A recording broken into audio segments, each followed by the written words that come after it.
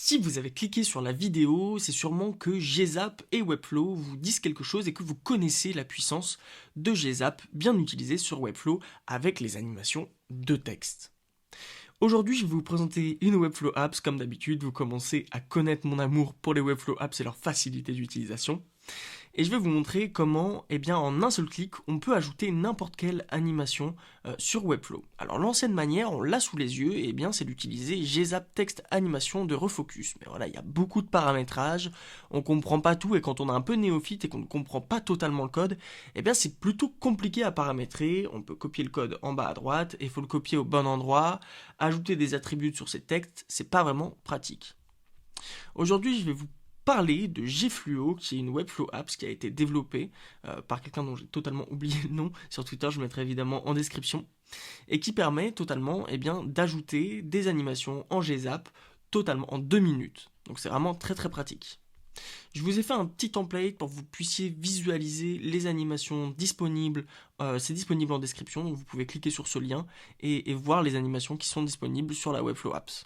Alors comment on l'ajoute? Comme d'habitude, on vient cliquer sur ce petit icône où on appuie sur E et on va venir cliquer sur Find an App. Alors, elle est un peu cachée, mais il faut réussir à trouver l'application qui s'appelle Gfluo. Il n'y a toujours pas de barre de recherche, donc voilà, j'ai trouvé Gfluo et on clique sur Install App. Comme d'habitude, on peut cliquer sur Authorize App, on rafraîchit notre site pour que l'application se charge. On appuie sur E et on peut venir lancer l'application qui s'appelle Gfluo V1. Alors on voit qu'on a un initial setup, donc on a un tout petit paramétrage à faire. Donc on vient copy setup script et on va dans notre page et on va venir dans le before body tag coller les scripts que l'on a copiés. On clique sur save, on peut fermer cette petite page. Et là, la seule manière et la plus simple d'ajouter les Webflow Apps, c'est quand je vous dis que ça prend vraiment pas beaucoup de temps, c'est pas pour rien, c'est juste qu'on a juste à cliquer sur Apply. Ici, sur Rotate, si on veut cet effet, on a juste à cliquer sur Apply, donc on sélectionne notre texte, et on vient tout simplement sélectionner l'animation.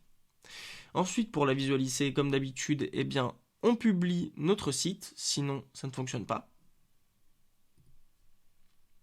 Et lorsque je me connecte sur le site, on voit que les animations se chargent totalement lorsque je passe ma souris. Et c'est vraiment très très pratique et ça m'a pris moins d'une demi-seconde.